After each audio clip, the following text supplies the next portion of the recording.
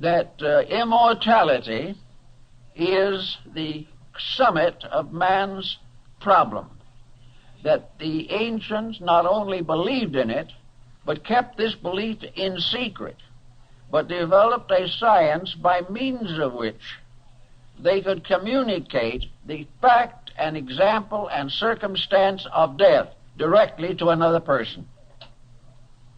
In other words, the initiates of the mysteries, according to the old concepts, were persons who had lived, died, and been born again in this world.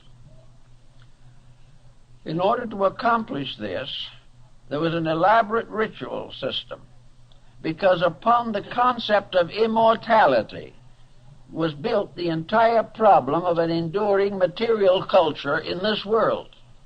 If immortality was demonstrable, beyond question, not the result of communication, not because certain famous person had believed it, not because we wanted to believe it, or because it was written in sacred books, or anything of that nature, but because the individual who believed it had died, passed through the experience, and come back to life. This was the burden of the mystery system, was to prove conclusively that death was not the end of anything.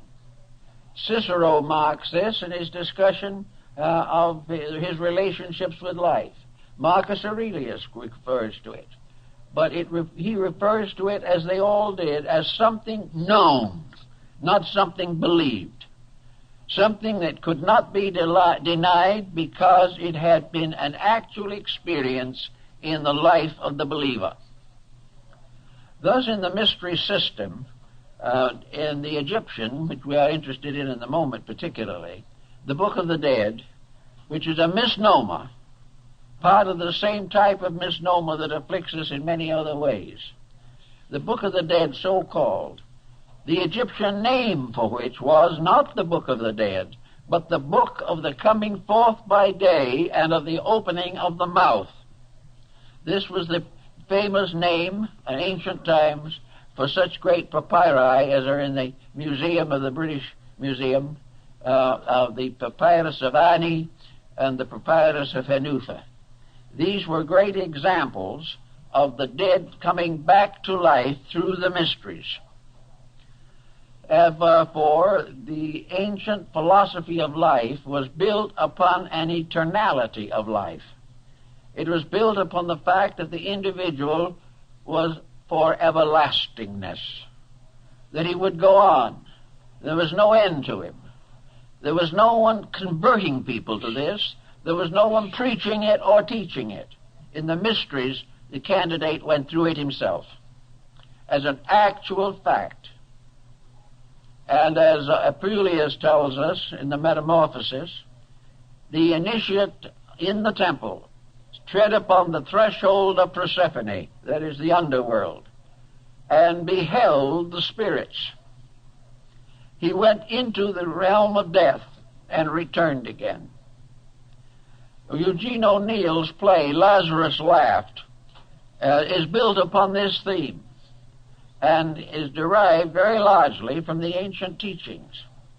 And in the play, Lazarus, as had been raised from the dead by Christ, lived on for a time and was finally persecuted in Rome by the Emperor Caligula. And finally, Caligula threatened Lazarus with death, and Lazarus laughed at him. The man who had died laughed at the man who thought he could kill anything. And this was the burden of the mystery.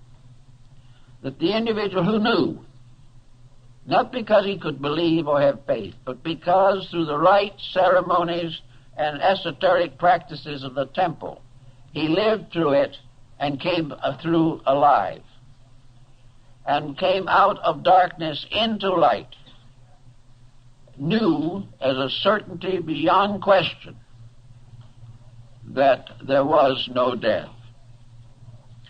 Now, we don't realize, perhaps, how important this point would be in the modeling of civilization.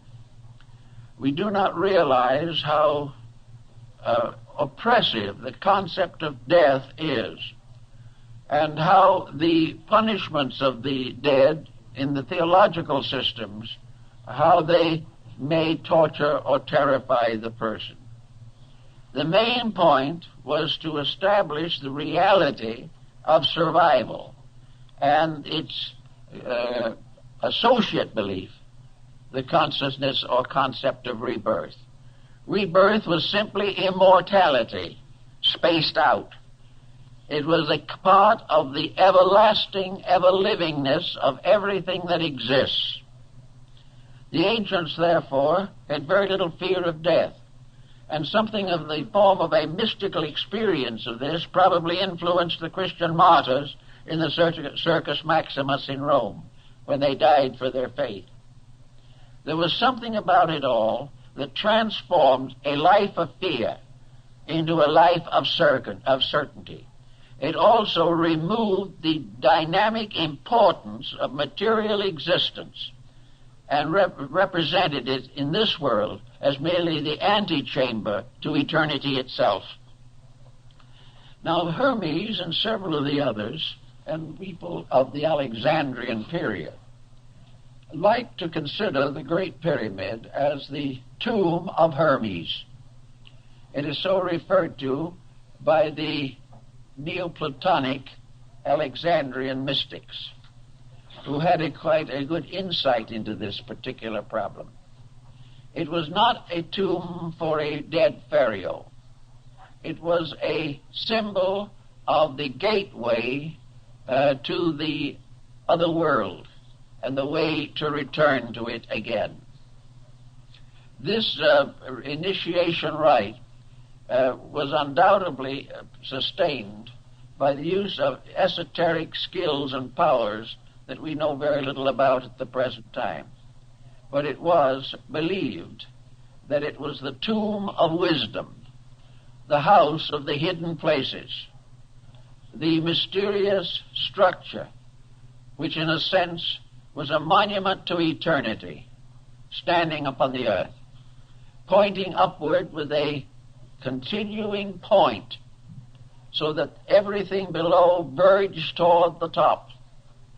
And it was like a finger reaching up into immortality.